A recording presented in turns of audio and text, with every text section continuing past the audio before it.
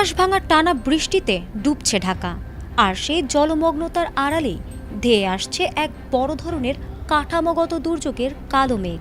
২৪ ঘন্টায় record ৯৭ millimetre বর্ষণের জেরে মাটির ধারণ ক্ষমতা আশঙ্কাজনকভাবে কমে যাওয়ায় রাজধানীতে জরাজীর্ণ ভবন ধস ও মাটি দেবে যাওয়ার এক চরম আতঙ্কজনক পরিস্থিতি তৈরি হয়েছে। শুধু ঢাকার জলাবদ্ধতাই নয়, এই অতিবৃষ্টির কারণে ইতোমধ্যেই সারা দেশে এক ভয়াবহ বন্যা পরিস্থিতি তৈরি হয়েছে। ইতিমধ্যে দেশের দক্ষিণ পূর্বাঞ্চলের ৭টি জেলা মারাত্মকভাবে বন্যা কবলিত হয়ে পড়েছে, যার মধ্যে বান্দরবন ও কক্সবাজারের পরিস্থিতি সবচেয়ে ভয়াবহ।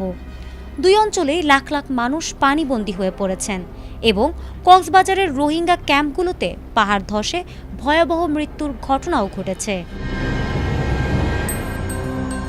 কিন্তু এই নজিরবিহীন ও ভয়াবহ পরিস্থিতির নেপথ্যে কি?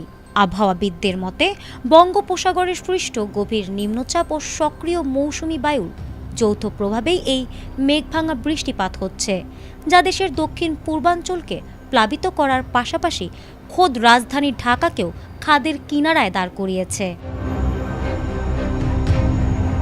নগর ও জলবায়ু বিশেষজ্ঞরা সতর্ক করেছেন, এই বৃষ্টির ফলে রাজধানীতে এক অপূরণীয় ক্ষয়ক্ষতির আশঙ্কা তৈরি হয়েছে।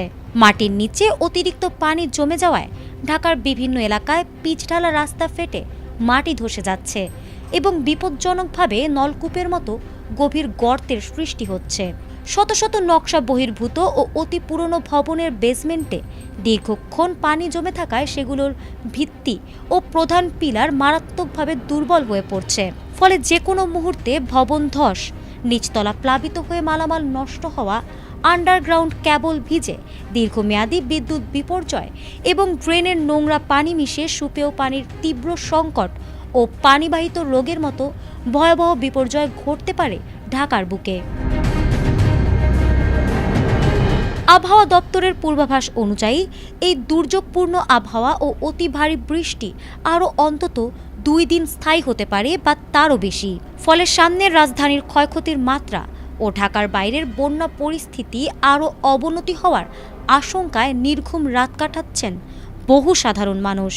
ইতোমধ্যে জরুরি উদ্ধার কাজে ফায়ার সার্ভিসের পাশাপাশি সেনাবাহিনী ও নৌবাহিনী বন্যা কবলিত এলাকায় কাজ শুরু করেছে।